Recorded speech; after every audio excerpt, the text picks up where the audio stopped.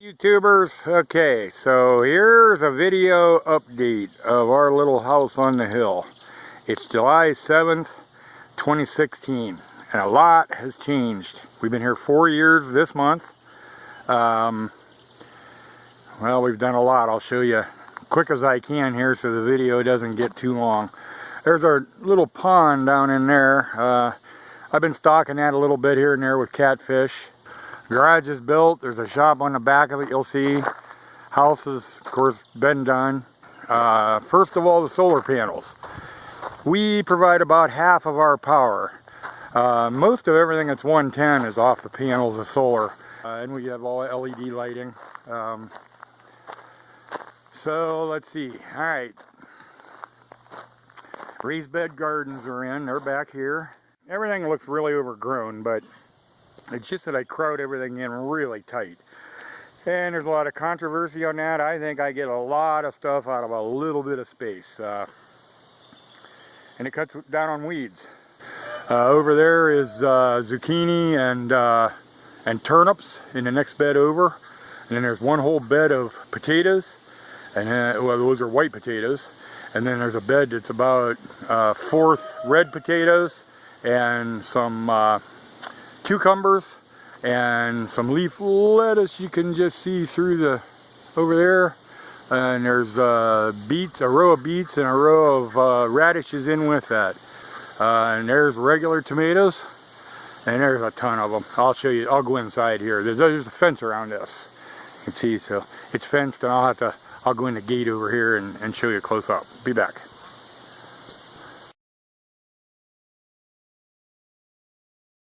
Stills you'll see there, a little slideshow of some of the stuff. Anyway, and then right here's our little berry patch. I'm going to add more here. We got some from a friend that dug them without getting enough roots on them, so we lost those. But these we put in last year. The rubber snake keeps the birds off of them. He's just a rubber guy. There's two of them there. There's another one there. And that keeps the birds away from the berries. And we're going to be picking a bunch of berries today. Not a bunch, but there's plenty here to pick. I'll stick them in the freezer for a little while until we get enough to make a pie. So anyway, hopefully that berry patch is going to grow and be quite a bit bigger and produce quite a bit more, but that's a start. Okay, so down this way is our orchard. On this end, this and that is a plum tree, and then the next two down there's two pear trees, and then the last two down there are peach trees. And I'll walk down there and get you a picture. One of the peaches is almost ready. I'll be right back. So down here in the orchard, then there's two beehives I've gone. Honeybees, obviously. This one over here is a really active, really strong hive. There's, you know, I just started this in the spring, and they've got that, it's probably 3/4. The frames go over about 3/4 from the left to the right. There's only about a fourth of it it's still empty cavity behind a follower board. Anyway, there's probably 6 frames of capped honey in there right now already, which is tremendous for the first year. And this one's a little weaker, but really active too. And they're just a little over halfway of frames. There's about, I think there's three full frames of capped honey in it. So doing real well. So that's, I got a bee in my hair. Yeah, okay, we're good. So anyway, that's the beehives. Okay, I'll be back. Okay, so there's the gardens, there's the bee hives, there's the little berry patch, and over here we've got a rainwater collection system.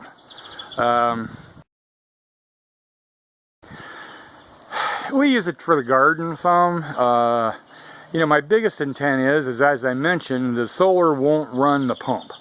So if the power goes out for 2 hours, 2 weeks, 2 months, 2 years, 2 decades, who knows, we've got a source of water. and we've got a filtration system that'll make it safe to drink. It holds 200 gallons. And to cook with, I wouldn't be afraid to use this as it is out of the tank. Rainwater collection. I'll be back. A little fire circle. Almost every meal in the summer we cook out here. We just enjoy the heck out of it. And that's the shop. That's the garage you saw the front of. And shop's on the back of it. And that's all our solar stuff is inside the shop. I'll show you that here in a few minutes. These are our bunny hutches. There's 5 does and 2 bucks now. Just got 2 of the does and 1 buck. That's one of my favorite little does here. She's being kind of shy, but that's Penelope. And anyway, so we've been raising some babies. It's just past time for all the kids, the 4-H kids, to buy bunnies for the fair. So I'm cleaned out of babies, or I'll put some still pictures in though from that I took when I did have the babies.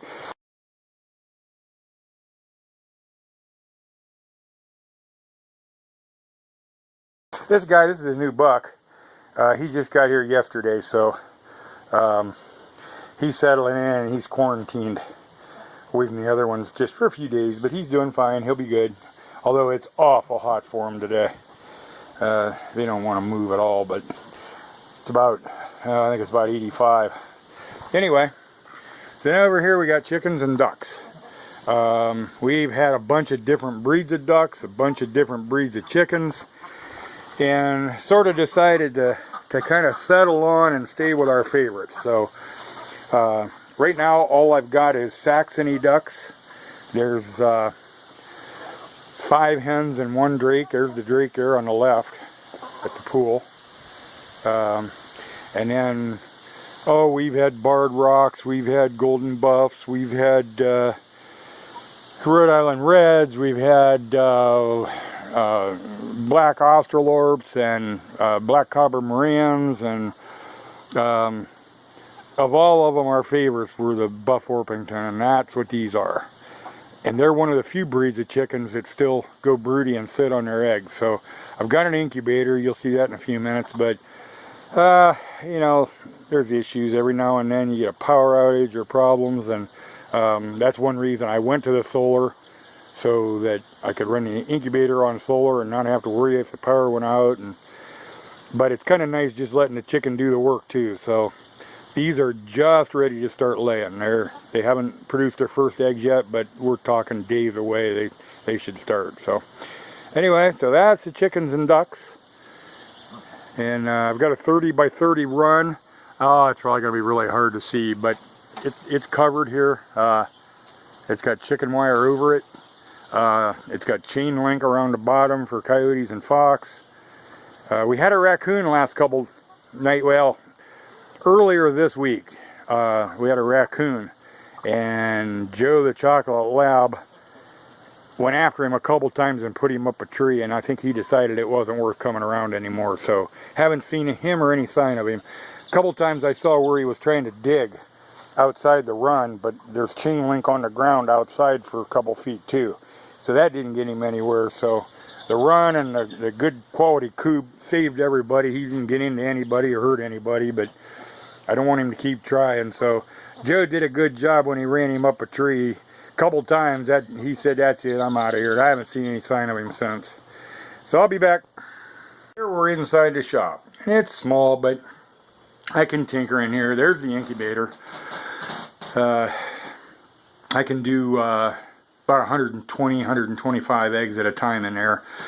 3 egg turners on top, and then I have like Tupperware trays I put on the other shelf for lockdown and hatch after, you know, for the last 3 days.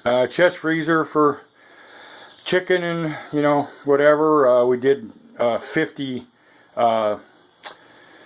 Cornish hens early spring, and split them with our daughter, so there was 25 of them in the freezer. There's probably about maybe 10 left. So there's the solar,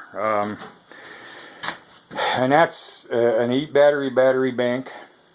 That's a Kotek inverter. This is a, well, it's made by Schneider, I forget now, but anyway, there's the charge controller. System's running at right around 25.5 volts. It's a 24 volt system, so that's pretty well fully charged, doing good. Inverter ties to this little breaker panel here. We run the TV, computer, lamps on the one breaker, and then the refrigerator in the house on the other breaker, and then that's on the one inverter, and then I usually have the freezer, the chest freezer here plugged in the shop, plugged into the other inverter. Workbench. So I think that's about it for here. So I'll go in the house now. I'll be back. There's Joey, the chocolate lab. And story behind him, he's a rescue. We lost 2 of our 3 pugs. If you followed us, you saw Floyd and Brutus were both in some of the previous videos and pictures of building the house. And we lost Floyd with an enlarged heart, and Brutus, he just died of old age. He was 19. So anyway, after losing them, we got Joe.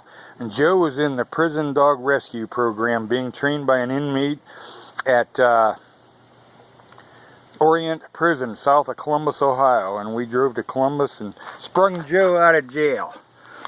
And he's been such a good boy. I mentioned him earlier that he saved the chickens and ducks and rabbits from the raccoons sneaking around here. So he's the guy to credit for it. Anyway, so I'll be back. Here's the back porch. That can right there is recyclables. We try to recycle as much as we can. And a lot of it goes, anything that, you know, metal cans, aluminum, and plastic bottles we recycle. Then, like, all our food scraps and everything either go to the animals or go into the compost. So there's the inside, and not a... Okay. So here's the inside of the house. Not much has changed. If you saw our old videos, you already saw the inside, and it pretty much looks just like it did then. There's the kitchen, living room over here, air conditioner, and that window air conditioner does the whole house. And then we've got a small one in the bedroom. I'll show you here in a minute. Kitchen, refrigerator, full size, regular size refrigerator. Little stove, she calls that her easy bake oven. And here's the bathroom. Bathroom has a stackable washer and dryer. Pretty much everything every bathroom has. It's got a 36-inch wide shower, medicine cabinet, and storage behind the door here for medicines, lotions, creams, girly stuff. Baskets up top for a little storage. Actually, we keep our wine up there. Back into the kitchen, and the bedroom's over here. The whole house is 540 square feet. The bedroom is 10 foot by 12 foot, and then 2 foot of closets here on the end.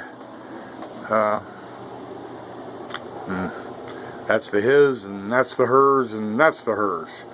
So, flat screen TV, and little air conditioner over there does the bedroom real nice. Oh, and our dog crates are under the bedside tables. Saves a lot of space. So, I guess that's pretty much it for the house. And that's what it looks like. I'll be back. So anyway, this is what's behind the camera. It's not pretty, but it's all we got. So anyway, that's a tour of our little house on the hill. Hope you enjoyed the update. We absolutely love it. If you're thinking about downsizing and you're thinking about going like with the tiny house movement, you know, this is just a little better than the little campers on wheels, a little bigger, but small enough that we think we've done a good job of reducing our carbon footprint and being a little more self-sufficient. Say something. Goodbye. Bye-bye. Okay.